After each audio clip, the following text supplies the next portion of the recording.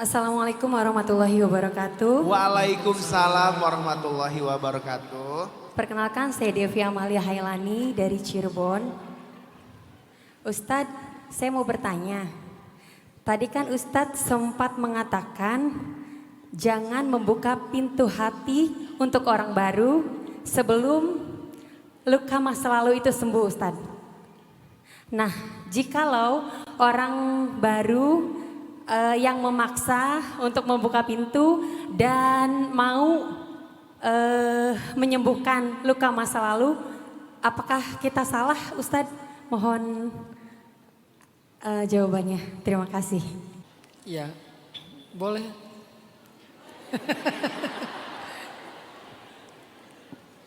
Karena tidak ada kalimat yang seabsolut Al-Quran dan hadis ya. Kalimat saya tadi itu konteksnya adalah saya banyak sekali menerima curhatan suami yang masih dibanding-bandingkan dengan mantan. Istri yang dibandingkan dengan mantan, kasihan. Kenapa dia harus membuka untuk kesempatan orang baru kalau dia masih suka membanding-bandingkan dengan masa lalu? Beda konteksnya kalau kita pengen menyembuhkan luka. Kalau ini bukan masalah luka aja, tapi masih ada rasa. Kalau luka itu kan memang butuh obat ya. Bisa jadi obat itu adalah orang baru kan. Bisa jadi obat itu adalah pasangan halal kita. Tapi ini bukan luka, ini rasa. Rasanya tuh belum hilang. Rasa suka, cinta, rindu, kangen, bla bla bla lah. Itu belum hilang dengan masa lalunya. Begitu dia buka dengan orang baru, nanti rasa tentang masa lalu itu akan merusak hubungan mereka yang sekarang. Kalau boleh, minta kepada Allah agar dihilangkan rasa yang enggak halal. Karena rasa itu kadang di luar kendali kita kan. Minta Allah untuk menghilangkan rasa yang tidak halal. Ya Allah, la tuhammilni ma la taqata li, atau la tuhammilna ma la taqata lana. Ya Allah, jangan pikulkan kepada aku sesuatu yang tidak sanggup aku pikul. Hilangkan rasa yang tidak halal ya Allah. Konteksnya kayak gitu. Jangan pernah kita membanding-bandingkan pasangan halal kita dengan orang lain, apalagi mantan, ke sana arahnya. Karena kalau kita masih mau melakukan itu, mending gak usah buka diri dulu untuk orang baru, kasihan. Zalim kita sama dia. Tapi kalau masa lalu itu hanya yang tersisa luka, bukan lagi rasa, maka pasti butuh obat. Maka boleh banget kalau kita membuka kesempatan untuk seseorang yang akan mengobati luka kita di masa lalu. Ya gak apa-apa dengan itu, selama kita tidak menjadikannya sebagai pembanding. Kasihan kalau membandingkan. Allahu a'lam.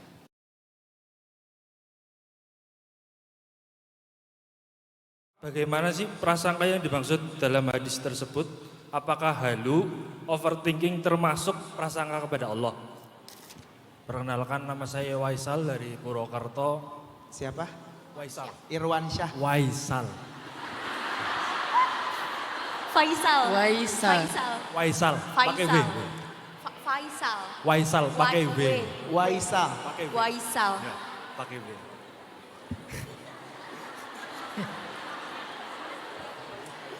Izin bertanya Ustadz, bagaimana jika kita berpasrah dengan takdir, tapi setelah doa-doa dan ikhtiar kita menurut pandangan kita tidak terkabul?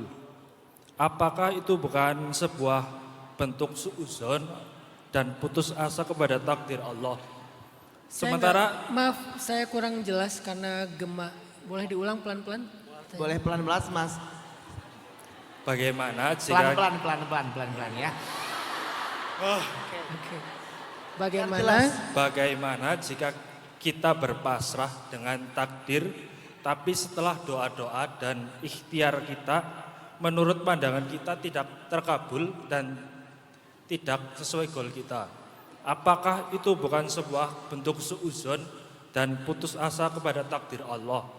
Sementara dalam sebuah hadits qudsi yang tadi dimention menyebutkan Allah sesuai prasangka hambanya.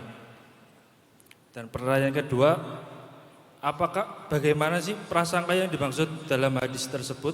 Apakah halu, overthinking termasuk prasangka kepada Allah?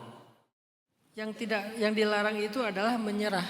Menyerah itu artinya udah putus harapan, berputus asa, nggak mau ngapa-ngapain lagi. Itu namanya bukan pasrah, itu namanya menyerah. Sedangkan pasrah itu bagian dari ikhtiar. Pasrah itu kan bahasa Arabnya istislam. Orang yang menyerahkan dirinya atau memasrahkan dirinya kepada Allah untuk diatur sama Allah. Itu namanya istislam. Dan kita adalah seorang muslim yang selalu waman aslama wajhahu ilallah, siapa yang memasrahkan dirinya secara utuh kepada Allah, itu berarti dia justru pengen diatur oleh Allah, pengen diurus oleh Allah. Itu justru bagus. Saya ya Allah udah pasrah tentang jodoh saya. Artinya saya pengen engkau mengurus dan mengatur siapa jodoh terbaik untuk saya. Saya nggak mau lagi kayak menjadi orang yang nuntut harus fulan. Kalau nggak fulan saya marah. Kalau nggak fulan saya kecewa. Sekarang saya pasrah. Siapa yang engkau pilihkan saya ridho ya Allah. Biasanya hasil dari pasrah itu ridho. Menerima, ikhlas gitu. Bukan hasilnya malah nggak ikhtiar, bukan. Tapi hasilnya ridho. Ikhtiar mah urusan lain. Ini tentang masalah hati kan, bukan masalah zahir. Kalau zahirnya tetap ikhtiar, tetap bikin CV, tetap ta'aruf, tetap cari informasi, tetap upgrade diri. Tapi siapapun yang Allah pilihkan untuk dia kelak, dia udah pasrah, dia terima gitu. Kenapa? Karena dia pengen Allah yang mengatur hidupnya. Apapun hasil dari urusan rezeki, dia udah ikhtiar hasilnya sekian, dia terima, udah pasrah dengan hasilnya. Itu namanya pasrah. Dia menyerahkan biar Allah aja yang ngatur. Oh dapatnya misalnya istri yang pasrah sama suami. Dia berusaha untuk membahagiakan suaminya, dia berusaha mendukung suaminya, tapi berapapun diberikan setiap bulan oleh suaminya dia pasrah. Misalnya dikasih sebulan 30 juta. Misalnya biar jadi doa kan. Misalnya sebulan 30 juta, ya udah dia pasrah. Harus pasrah ya segitu ya. Oke, misalnya sebulan dikasih 3 juta. Kurangin 0. Dikasih sebulan 3 juta. Ya udah, mungkin inilah yang terbaik buat saya, kemampuan suami saya segini. Mudah-mudahan 3 juta ini adalah 3 juta yang berkah. Jadi pasrah itu bukan nyerah. Pasrah itu artinya dia mau diatur, dia mau diurus, dia mau ditentukan, dia mau dikasih hasil. Itu pasrah. Saya udah tampil sebaik-baiknya, saya pasrah deh gimana penilaian juri. Kalau kata juri saya juara 2, ya udah berarti emang kayaknya kemampuan saya emang di juara 2, saya akan belajar lagi. Kalau kata juri saya juara 1, ya alhamdulillah saya akan mempertahankan prestasi itu. Jadi dia tetap ikhtiar perform terbaik, tapi apa hasilnya? Dia pasrah. Nah itu namanya pasrah. Kalau kita udah pasrah kepada Allah, artinya kita udah menerima apapun ketentuan Allah di akhir perjuangan kita. Itu namanya pasrah. Sedangkan nyerah, udahlah saya gak mau ngapa-ngapain lagi, mau nunggu aja terserah Allah mau diapain. Itu nyerah. Nah kita dilarang menyerah tapi justru disuruh berpasrah. Kita dilarang menyerah tapi justru disuruh berpasrah. Kedua yang masalah husnuzon. Apakah overthinking termasuk zon? Ya. Kalau kita berpikir yang aneh-aneh tentang Allah sampai bikin kita gak bisa tidur. Gimana kalau nanti ternyata itu namanya zon. Dan di dalam Al-Quran disebut dengan وَتَظُنُّونَ بِاللَّهِ الظُّنُونَ, dan kalian berprasangka kepada Allah dengan prasangka-prasangka yang tidak baik. Siapa kalian di sini? Para sahabat ketika sebelum terjadi perang Ahzab. Perang Ahzab itu kan dikepung tuh kaum muslimin. Sehingga dengan rasa takutnya kaum muslimin malah berprasangka gimana kalau kita terbunuh, gimana kalau kita kalah, gimana kalau kita diserang tiba-tiba. Jadi banyak prasangka-prasangka sehingga Allah mengajarkan kepada mereka satu kalimat untuk menghilangkan prasangka. Apa kalimatnya? Hasbunallah wa ni'mal wakil. Cukup bagi kami Allah sebaik-baik penjaga. Sehingga nggak mulai muncul lagi overthinking kepada Allah. Jadi kalau kita bisa merasa Allah yang menjaga kita, Allah yang ngerawat kita, Allah yang mengatur dan mengurus kita, harusnya nggak muncul tuh overthinking. Yang muncul adalah justru positive thinking. Itu juga dzan. Jadi dzan, prasangka itu ada husnuzan, ada su'uzan. Su'uzan salah satunya overthinking. Husnuzan salah satunya positive thinking kepada Allah Subhanahu wa taala. Pernah merasa marah sama Allah karena selama ini sudah menjaga hati, pandangan, sikap, sudah meminta dan berdoa sama Allah. Tapi kenapa belum dipertemukan dengan jodohnya? Pertanyaannya Ustadz, bagaimana cara agar bisa segera dipertemukan dengan jodohnya? Mohon izin Ustadz, saya dapat titipan pertanyaan dari teman saya. Oh, just tip. Pertanyaan titipan dari teman. Just tip, oke. Izin just tip Ustadz, gak apa-apa. Silakan Mbak Eka untuk pertanyaan just tipnya. Sebelumnya saya mau cerita sedikit. Saya punya teman, usia dia 34 tahun. Kalau dari segi karir dan kerjaan, alhamdulillah mulus. Dan dari zaman sekolah selalu dapat nilai yang terbaik. Sekarang baru mendapatkan beasiswa S3 ke luar negeri. Dan menurutnya pencapaian terbesarnya bukan itu semua Ustadz. Tapi dia berharap bisa didekatkan dengan jodohnya. Sampai saat ini belum ada tanda-tanda itu. Sempat pernah depresi karena ternyata orang yang dia suka tiba-tiba kirim undangan pernikahan.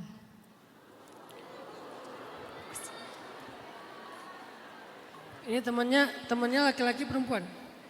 Dalam Ustadz? Temannya laki-laki atau perempuan? Perempuan. Perempuan umur 34. 34. Lagi S3. S3 di luar negeri Ustadz. Pernah merasa marah sama Allah karena selama ini sudah menjaga hati, pandangan, sikap, sudah meminta dan berdoa sama Allah. Tapi kenapa belum dipertemukan dengan jodohnya? Pertanyaannya Ustadz, bagaimana cara agar bisa segera dipertemukan dengan jodohnya? Pernikahan yang pertama suaminya meninggal, pernikahan yang kedua bercerai. Lalu beliau menjanda sekian tahun sampai Khadijah berumur 40 tahun. Setelah Sayyidah Khadijah berumur 40 tahun, setelah menunggu sekian lama, akhirnya Allah pertemukan Khadijah dengan jodoh sejatinya, seorang laki-laki yang sempurna, kekasih Allah, Nabi akhir zaman, sempurna secara fisiknya, sempurna secara moralnya, akhlaknya, semuanya sempurna, yang beda umurnya 15 tahun dengan Sayyidah Khadijah. Saya percaya kalau Allah menunda sesuatu yang baik, berarti yang ditunda itu sesuatu yang istimewa. Yang bikin kita kehilangan hal-hal yang istimewa itu adalah berputus asa dalam penantian. Berhenti berharap.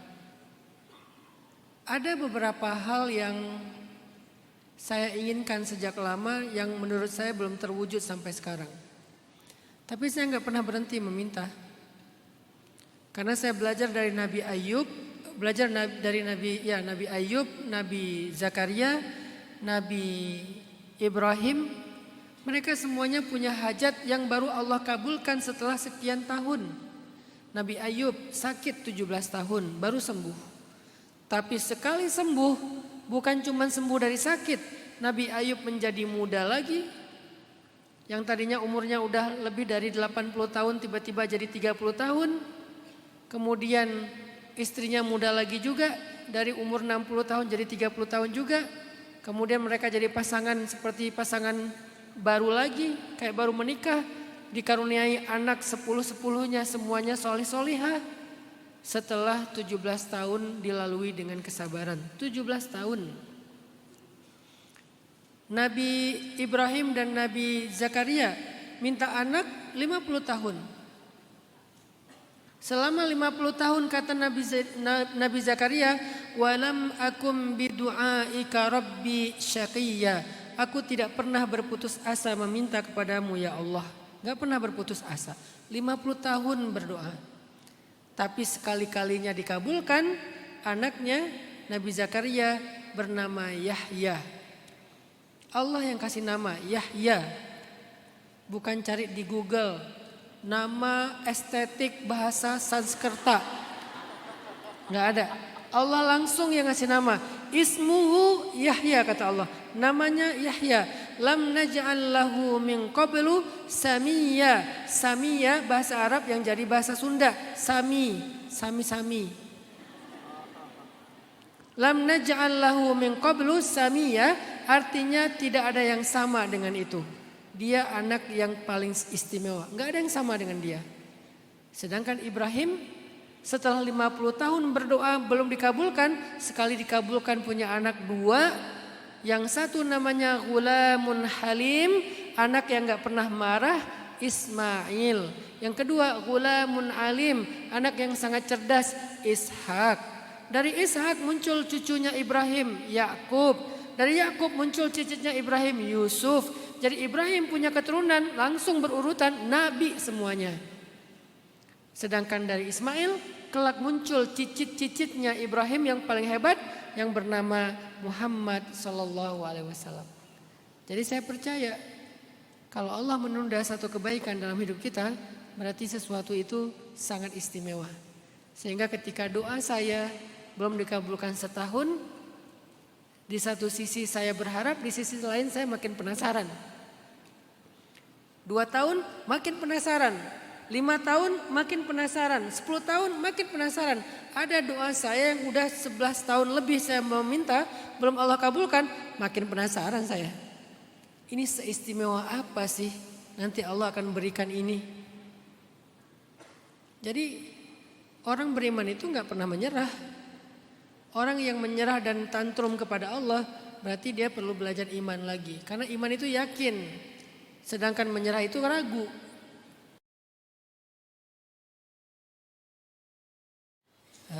Kang Andri ya. Allah di dalam Al-Quran sengaja ngasih satu surat namanya surat cerai. Kita gak pernah menemukan di dalam Al-Quran ada namanya suratun nikah, gak ada. Yang ada suratul tolak, surat at-tolak. Kenapa? Karena menikah itu kan bahagia ya. Jadi tanpa diberikan panduan pun insya Allah kita bisa jalanin gitu. Tapi perceraian itu sebuah ujian yang berat. Sehingga butuh panduan untuk menjalaninya. Agar kita sampai kepada survive. Maka muncullah surat tentang tolak di dalam Al-Quran. Suratul tolak, surat at-tolak. Dan ada satu nasihat yang terkenal dan unik sekali di dalam surat at-tolak. Jadi dalam surat perceraian Allah kasih sebuah nasihat yang nasihat ini sering banget kita dengar. Yaitu kalimat wa may yattaqillaha yaj'al lahu makhraja wa yarzuqhu min haitsu la yahtasib wa may yatawakkal 'alallah fahuwa hasbuh. Siapa yang bertakwa kepada Allah, Allah kasih jalan keluar dan dikasih dia rezeki yang tidak terduga-duga. Dan siapa yang berserah diri kepada Allah, Allah cukup bagi dia. Mas Andre, ayat itu buat Mas Andre. Coba nanti di rumah Mas Andre ulang-ulang ayat kedua dan ketiga surat At-Tolak itu. Kalau perlu baca satu halaman karena di bawahnya masih ada lagi janji Allah. Wa may yattaqillaha yaj'al lahu min amrihi yusra wa may yattaqillaha yukaffir anhu sayyi'atihi wa yu'dhim lahu ajra. Ada banyak janji Allah tapi yang paling terkenal yang di atas tadi ayat kedua dan ketiga. Siapa yang bertakwa kepada Allah, Allah kasih jalan keluar. Siapa yang bertakwa kepada Allah, Allah kasih rezeki yang tidak terduga-duga. Siapa yang bertawakal, bertawakal itu adalah tawakal itu obatnya trauma. Obatnya anxiety kalau dalam Islam. Salah satu cara untuk menetralisir dan menahan rasa takut kita tentang trauma kita di masa lalu, khawatir kita dengan masa depan adalah belajar serahin aja sama Allah. Karena kalau kita yang mengatur rasanya kita nggak kompeten. Kalau kita yang menjalani kayaknya kita juga kebingungan arahnya mau kemana ini. Udahlah serahin aja sama Allah mau dibawa kemana. Serahin aja hidup kita sama Allah mau dibawa dengan ke arah yang seperti apa. Mau dibawa dinaikin ke atas mau diturunkan ke bawah. Ya udah diem aja serahin aja sama Allah. Tugas kita cuma bertakwa. Apa arti bertakwa dalam konteks ayat ini? Jalanin hidup sebaik yang kita mampu. Secara ikhtiar dan secara ibadah. Jalanin ikhtiar sebaik yang kita mampu, beribadah yang kita mampu, sisanya serahin sama Allah. Aku nggak tahu mau dibawa kemana, ketemu siapa.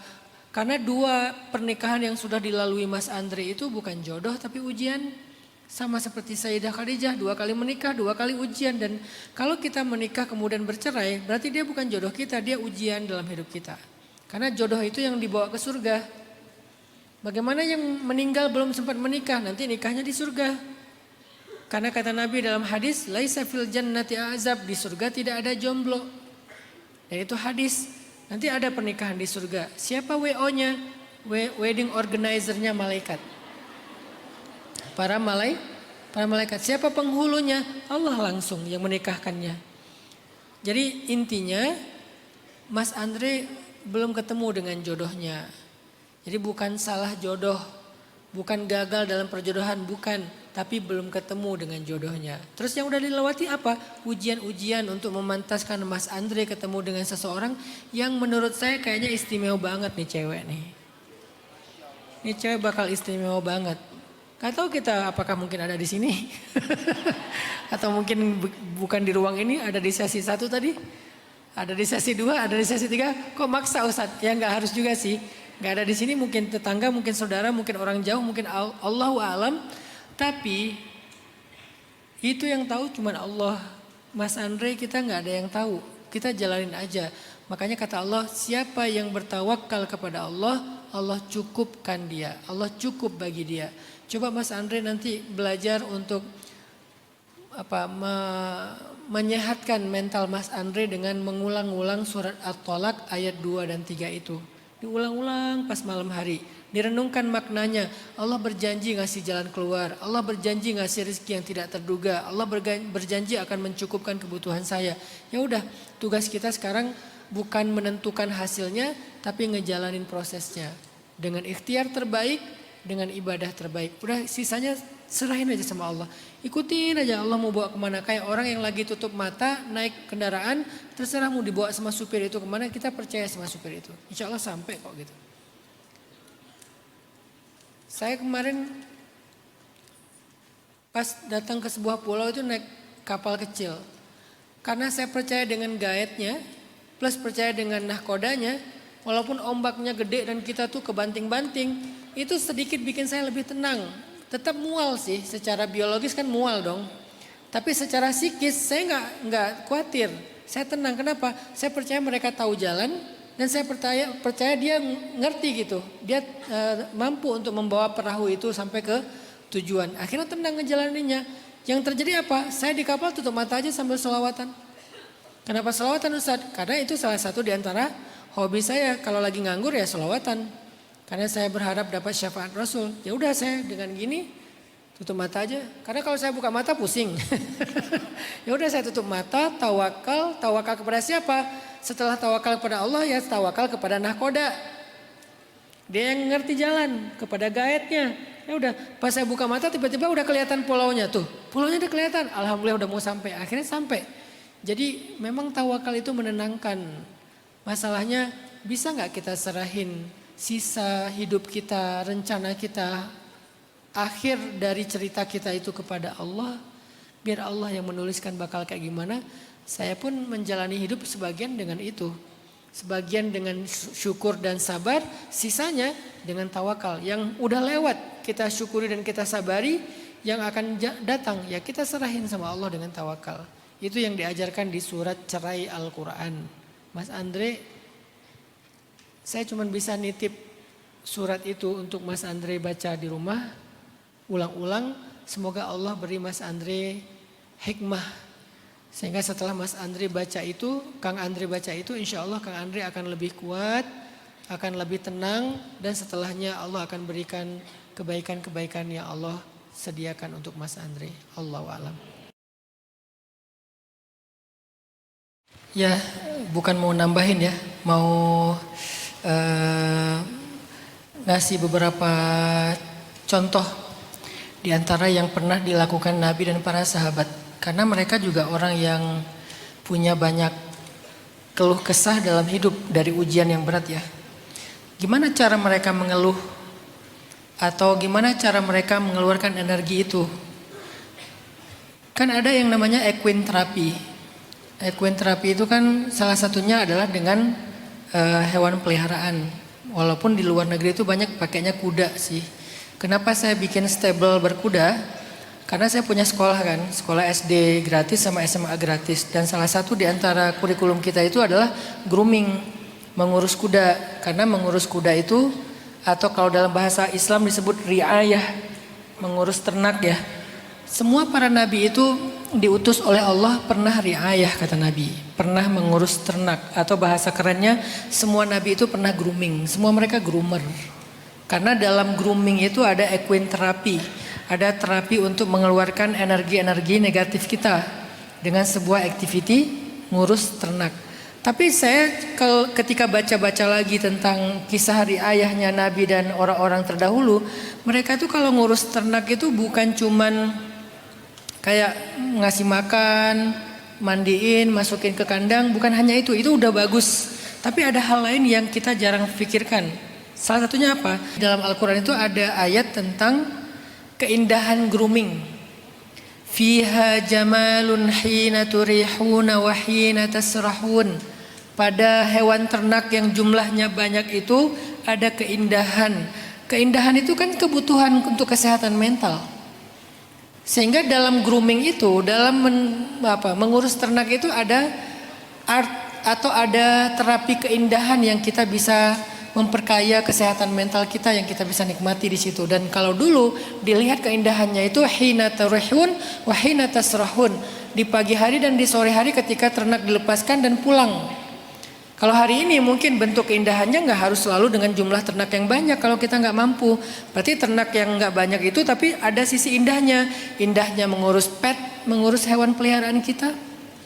Kan ngurus kucing atau ngurus kalian suka melihara apa sih? Kalau saya pribadi meliharanya kuda ya. Jadi saya ngurus kuda itu bagi saya ngelihat kuda lari itu tuh indah. Karena kuda itu hewan yang indah kan, Allah ciptakan dengan keindahannya kan. Ketika si rambut-rambutnya terbang-terbang, belum lagi kuda itu dia memang ada spesifikasi. Kuda yang paling bagus itu adalah kuda yang di 3 kakinya itu ada kayak kaos kaki warna putih. 3 tapi jangan 4. Jadi kalau 3 kakinya ada kaos kakinya, satunya nggak ada, itu sempurna kakinya. Kemudian dia punya kayak star di sini tuh. Punya lambang kayak bintang di kalau nggak bintang yang bagus lagi itu garis. Jadi ada garis atau bintang. Itu kan keindahan ya. Ada yang garisnya tuh sampai ke hidung, ada yang garisnya sedikit, ada yang bintangnya sedikit, ada yang bintangnya gede. Itu kuda yang bagus. Jadi keindahan-keindahan kayak gitu tuh ternyata sebuah terapi. Kalau kita nggak bisa yang indah-indah banget ya, misalnya yang kedua saya perhatikan dalam riayahnya Nabi dan para sahabat, mereka tuh biasa kok curhat sama hewan. Dan saya punya buku di rumah, judulnya The Miracle Life of Plants, keajaiban dari kehidupan tanaman. Salah satu di antara subjudul di buku itu, ternyata ditulis di situ, plant can read your mind. Jadi tanaman itu bisa membaca pikiranmu. Kan ada forest bathing segala macam terapi-terapi mental juga kan. Ternyata memang itu dalam Islam memang masyru'. Masyru' itu artinya legal dalam Islam. Kita bicara dengan alam, kita bicara dengan hewan ternak atau hewan peliharaan. Apalagi hewan itu udah jadi sahabat. Karena bagi para kesatria, kuda itu bukan peliharaan, dia adalah sahabat. Sahabat berjuang. Jadi curhat dengan hewan peliharaan itu bagian dari terapi juga. Kalau kita nggak selalu bisa curhat kepada manusia, kadang ada kalanya kita curhat dengan manusia itu nggak efektif. Ada kalanya, nggak selalu sih. Kita baru curhat, dia curhat balik, jadi adu nasib kan. aku lagi sedih nih, kenapa? Habis dimarahin sama ibu. Ya namanya ibu itu emang kayak gitu. Aku habis dimarahin ibu jadi panjang. Kita curhat tentang suami, dia lebih curhat. Dimana-mana laki itu sama aja. Jadi curhatlah balik. Ujung-ujungnya dia yang curhat tapi kita yang bayarin bakso. Kadang kita butuh curhat dengan hewan ternak. Kalau hewan ternak dalam konteks sekarang mungkin hewan peliharaan ya. Kalau dalam zaman dulu tuh kuda, kemudian onta. Umar bin Khattab ketika dia awal-awal sebelum hijrah, sebelum Islam itu sering banget curhat sama onta. Tapi curhatnya tuh beda sama kita ya. Kalau kita kan curhatnya aku capek banget nih, kan bahasa manjanya kita kan. Kalau para kesatria nggak gitu. Dunia emang kayak gini gitu. Terkadang kita ingin berbuat baik tapi orang salah paham. Jadi curhatnya tuh filosofi, curhatnya tuh syair-syair. Jadi memang beda gaya sih, beda culture kali ya. Tapi curhat. Jadi emang bukan berarti kita nggak boleh mengeluh dan nggak boleh mengeluarkan. Ada kalanya seperti kata Mbak tadi, ya emang harus dikeluarkan. Kalau nggak malah jadi bom waktu. Bagaimana kalau nanti malah keluarnya itu kepada anak, kepada suami, kepada istri, kan kasihan ya.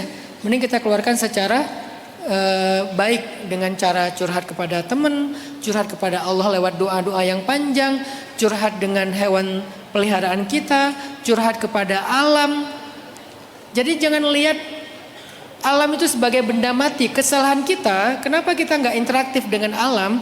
Karena kita ngelihat pohon itu benda mati. Padahal di dalam kajian ilmiah di buku itu, pohon bisa membaca pikiranmu. Tapi dia tidak dengan verbal. Dia bisa membaca pikiranmu itu dengan energi kimia atau fisika yang keluar dari tubuh kita yang dia baca. Oh ini orang lagi sedih, ini lagi apa? Dan dia menyerap itu semuanya. Karena pohon itu dia memberi dan menerima. Yang dia beri kebaikan, yang dia terima keburukan dari kita. Dan dia bersedia untuk itu. Karena dia Allah khidmatkan untuk manusia. Allah yang menjadikan kayak gitu. Kenapa kita nggak ngomong sama mereka? Memang agak berat sih. Tapi saya udah mencobanya. Karena saya tinggalnya di kebun, kita biasa duduk depan pohon. Kadang nggak ngomong langsung, nggak verbal, kan ngomong dengan pohon secara verbal ntar dibilang orang gila kan. Hon, capek banget nih gua nih. Kasihan ya Ustadz Hanan, lagi stres kayaknya. Curhat dengan pohon itu bukan dengan verbal, tapi dengan sebuah energi. Ngomong dekat, ada sampai terapi peluk pohon. Untuk mentransfer energi atau mendapatkan energi yang baik dari pohon. Banyak. Semua itu masyru'. Semua itu ada dalam Islam teman-teman. Cuman dulu karena ulama-ulama kita bukan psikolog atau yang concern di isu mental problem. Jadi nggak diangkat sisi-sisi ini. Sebetulnya ada aja literasinya. Karena saya concern di mental problem. Soalnya saya punya banyak pasien yang agak parah-parah. Yang skizo lah, yang apa. Jadi saya menggali ternyata di Al-Quran banyak banget ayat-ayat tentang mental issue. Kita aja yang kurang nge-notice. Karena kenapa saya konsen dengan mental problem? Karena segmentasi dakwah saya anak muda. Dan sekarang masalah mental menjadi salah satu isu yang cukup ramai di anak muda. Sebelum pandemi lagu yang hit itu rata-rata lagu tentang cinta. Tapi setelah pandemi sekarang lagunya tentang apa? Tentang mental kan rata-rata yang nge-hit itu. Itu menunjukkan bahwa apa yang lagi happening di anak muda. Jadi teman-teman gak apa-apa. Kalau kalian mau curhat, mau ngeluh secara wajar, apalagi ngeluhnya kepada pasangan, Nabi aja ngeluh sama Khadijah. Apa suratnya? Al-Muzammil. Nabi lagi capek, dibully, pulang ke rumah mau ngomong sama Khadijah, Khadijah, zammiluni, selimuti aku. Dia pengen menyendiri di kamar, saking beratnya di luar. Lalu Khadijah memeluk Nabi, nanya ada apa ya Rasulullah, cerita sama Khadijah. Ketika awal Nabi dapat wahyu, Nabi kayak ngerasa dikerjain. Ini siapa yang mendatangimu, yang mendatangiku wahai Khadijah? Kenapa aku mengalami banyak kejadian aneh akhir-akhir ini wahai Khadijah? Khadijah yang menguatkan Nabi. Ya Rasulullah, kata Khadijah, engkau adalah orang yang selalu menyantuni anak yatim, peduli kepada orang miskin. Gak mungkin Allah mencelakai kamu wahai wahai Muhammad. Artinya Nabi juga curhat sama Khadijah. Yang saya bilang tadi mengeluh yang membahayakan kita itu adalah segala dikeluhin. Kayak cerita tadi. Hanya sedikit gara-gara masalah disuruh ke warung langsung ngerasa bukan anak kandung. Nah ini kan udah over ya. Tapi kalau masih wajar ya nggak apa-apa lah. Terkadang emang kita butuh mengeluh untuk mengeluarkan itu semuanya. Allahu a'lam. Allah tuh sehari manggil kita 5 kali kita reject loh. Subuh Allah panggil, As-salatu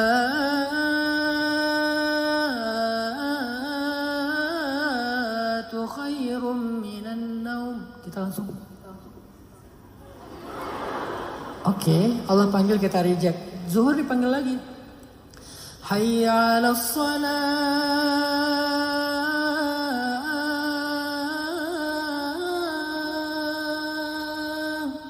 Aduh, tanggung lagi meeting. Oke, kita reject. Allah panggil lagi asar. Hayya 'alas salah.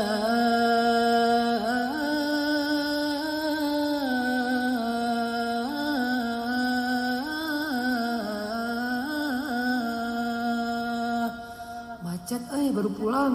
Masih di jalan. Oke, kita reject lagi 3 kali. Dipanggil lagi maghrib. Hayya 'alal falah.